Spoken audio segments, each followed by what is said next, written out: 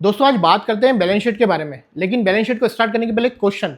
अगर कंपनी के पास 5 लाख रुपए की एसेट्स है तो क्या कंपनी की लाइबिलिटीज भी 5 लाख रुपए की होगी? इसका आंसर है हाँ। कैसे, देखते हैं बैलेंस शीट के टॉपिक पर। तो सबसे पहले हम लिखेंगे उस कंपनी का नाम जिसकी कंपनी में आप बैलेंस शीट बना रहे हो।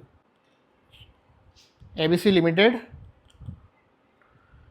हम बना रहे हैं बैलेंस शीट। बैलेंस शीट क्या होती है? तो बैलेंस शीट वो होती है जो दो आइटम्स को बैलेंस करती है। कौन सी दो आइटम को बैलेंस करती है? एक होती है एसेट्स और एक होती है लाइबिलिटीज। तो बैलेंस शीट में हम दो चीज़ों को लिखते हैं, एक लिखते हैं हम लाइबिलिटीज को और दूसरा हम लिखेंगे एसेट्स। तो लेफ्ट साइड में हम लिखेंगे लाइबिलिटीज अमाउंट, फिर एसेट्स, फिर अमाउंट। बैलेंस शीट जो बनाई जाती है वो बनाई जाती है एज ऑन 31 मार्च 2027। क्या होता है एज ऑन का मतलब? एज ऑन का मतलब होता है कि बैलेंस शीट में जो भी आइटम्स लिखे जाते हैं उनके जो फिगर्स हैं वो उस पर्टिकुलर डे की स्थिति बताते हैं। That means 31 March.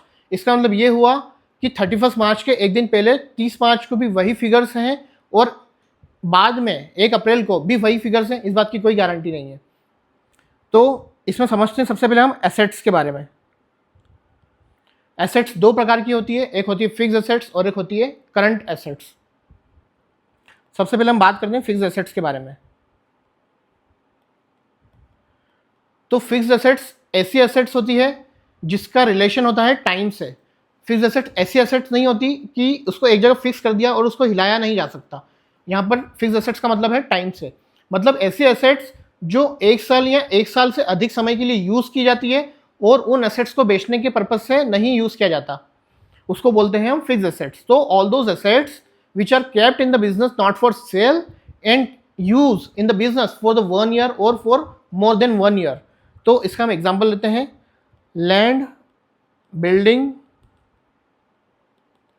Machinery, furniture.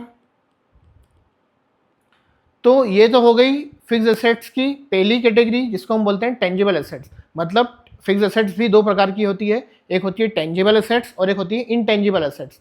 Tangible assets वो होती है जिनको आप टच कर सकते हो, आप जिसको देख सकते हो। लेकिन इनटेंजिबल एसेट्स वो होती है जिसको आप छू भी नहीं सकते और देख भी नहीं सकते, लेकिन हाँ उसका बेनिफिट आपको मिलता है। तो उसमें एग्जाम्पल आ गया गुडविल और पेटेंट। अब हम बात करते हैं करंट एसेट्स के बारे में।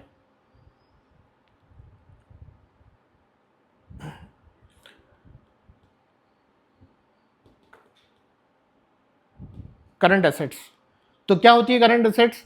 तो करंट एसेट्स की अगर डेफिनेशन बोले तो ऐसी एसेट्स जो रिलायजेबल है विद इन अ 1 ईयर या ऑलरेडी रिलाइज्ड है उसको हम बोलते हैं current assets. Example, cash. Cash एक ऐसी एसेट्स है जिसको आप रिलाइज नहीं करते और वो ऑलरेडी रिलाइज्ड ही होती है, इसलिए मैंने बोला यहाँ पर कि जो ऑलरेडी या तो रिलाइज्ड है, तो उसमें एग्जाम्पल हो गया कैश। अब हम बात करते हैं बैंक की। तो बैंक से आप कभी भी पैसा निकाल सकते हो, मतलब that is realisable within a 1 year. Debtors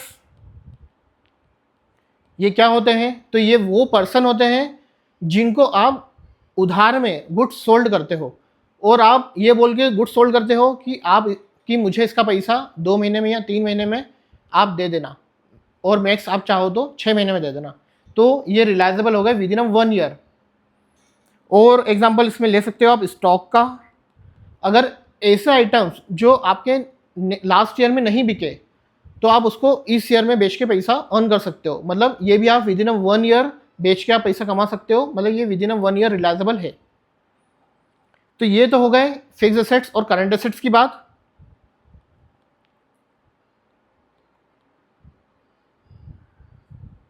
अब हम बात करते हैं लाइबिलिटी साइड के बारे में।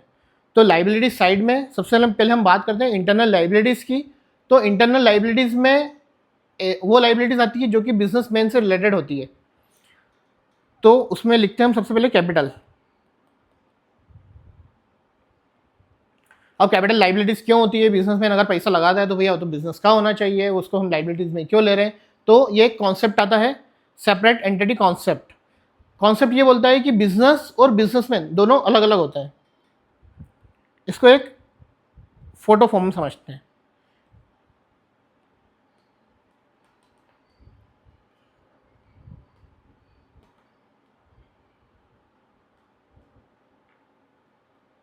तो ये रहा बिजनेसमैन लेफ्ट साइड में, राइट साइड में मैंने बिजनेस कर दिया। अगर बिजनेसमैन ने बिजनेस पैसा इन्वेस्ट किया है 50,000 रुपीज़, और चूंकि इन दोनों को अलग अलग पर्सन माना जाता है, तो अगर बिजनेसमैन ने पैसा दिया है बिजनेस को, तो बिजनेस को ये पैसा वापस रिटर्न करना है उसके बिजनेसमैन को।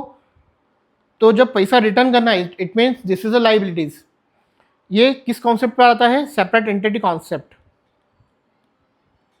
एंटिटी कॉन्सेप्ट, जिसमें ये माना जाता है कि बिजनेसमैन और बिजनेस दोनों अलग अलग होते हैं। बिजनेस की खुद की आइडेंटिटी होती है, बिजनेस खुद अपने आप में एक पर्सन है।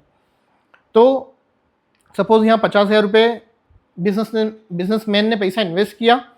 अब बिजनेसमैन को बिजनेस क्यों करता है? प्रॉफिट अर्न करने के लिए। तो जो भी प्रॉफिट अर्न होगा बिजनेस में, वो उसकी कैपिटल में ऐड हो जाएगा। तो मान लो 10,000 का प्रॉफिट हुआ, तो वो बिजनेस में ऐड हो गया। अब कभी कभी ऐसी सिचुएशंस भी आएगी कि बिजनेसमैन बोलेगा कि आज मुझे पैसे की ज़रूरत है, तो मैं बिजनेस से पैसा निकाल लेता हूँ। तो सपोज उसने 5,000 रुपीज़ निकाल लिए, तो उसकी नेट कैपिटल वो आ गई उसकी 55,000। ये तो बात हुई इंटरनल लाइबिलिटीज के बारे में। अब हम बात करते हैं लॉन्ग टर्म लाइबिलिटीज के बारे में कि लॉन्ग टर्म लाइबिलिटीज क्या होती है। लॉन्ग टर्म लाइबिलिटीज, तो लॉन्ग टर्म लाइबिलिटीज एक ऐसी लाइबिलिटीज होती है जिसका पेमेंट हमको 1 साल या 1 साल के बाद करना है।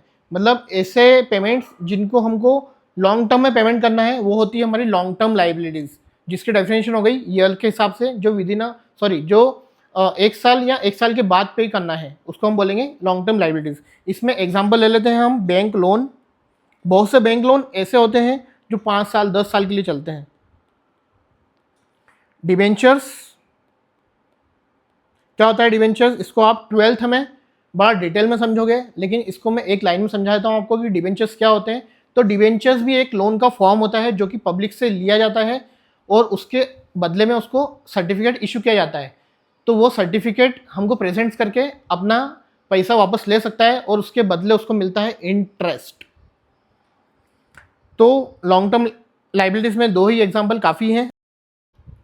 तो हम बात करते हैं करंट लाइबिलिटीज के बारे में कि what are the current liabilities. So all those liabilities which are payable within a 1 year, that is called current liabilities. मतलब ऐसी लाइबिलिटीज जिसका पेमेंट हमको 1 साल के अंदर अंदर करना है, उसको हम बोलते हैं करंट लाइबिलिटीज। समझते हैं करंट लाइबिलिटीज। इसमें सबसे पहले आ जाते हैं क्रेडिटर्स। तो ये वो पर्सन होते हैं जिनसे आप गुड्स उधार में परचेस करते हो, और आप उसका पेमेंट 3 महीने बाद 6 महीने बाद करते हो, तो उसको हम बोलते हैं क्रेडिटर्स। अब बात करते हैं इसमें बिल्स पेबल की। बिल्स पेबल एक सिक्योर्ड फॉर्म होता है क्रेडिटर्स का। ऐसे लोग जो हम पे विश्वास नहीं करते हैं कि हम उसको पैसा देंगे या नहीं देंगे, तो फिर वो एक कागज साइन करवा कर रख लेते हैं, उसको हम बोलते हैं बिल्स पेबल। अब हम बात करते हैं आउटस्टैंडिंग एक्सपेंसेस के बारे में। आउटस्टैंडिंग एक्सपेंसेस बहुत सारे हो सकते हैं, outstanding rent, outstanding salary, outstanding electricity expenses. तो ऐसे एक्सपेंसेस जिनका पेमेंट हमको विद इन 1 ईयर पेमेंट करना है, उसको हम बोलेंगे आउटस्टैंडिंग एक्सपेंसेस। मतलब आपने सर्विसेज ले ली है लेकिन आपने पेमेंट नहीं किया है। तो आउटस्टैंडिंग सैलरी, आउटस्टैंडिंग रेंट, ये हो गए एग्जाम्पल। इसमें मैंने फिगर्स नहीं लिखे हैं, लेकिन इन दोनों का टोटल बराबर होता है। अगर 1 लाख रुपए आपका एसेट्स है, तो 1 लाख रुपए आपकी लाइबिलिटीज भी रहेगी। तो आई होप कि आपको बैलेंस शीट वाला टॉपिक समझ में आया होगा। अब बस केवल एक टॉपिक बचा है बेसिक्स खत्म करने के लिए। अगर आपको ये बैलेंस शीट वाला चैप्टर और आपको जो भी बेसिक्स समझ में आया हो अभी तक, जो मैंने एक प्लेलिस्ट बना के रखी है, तो आप इस वीडियोस को शेयर करें, आपके दोस्त के साथ शेयर करें, कमेंट करें आपको कैसा लगा, और मुझे फॉलो करें इंस्टाग्राम पे और सब्सक्राइब करें यूट्यूब पर। Thank you, have a nice day, bye bye.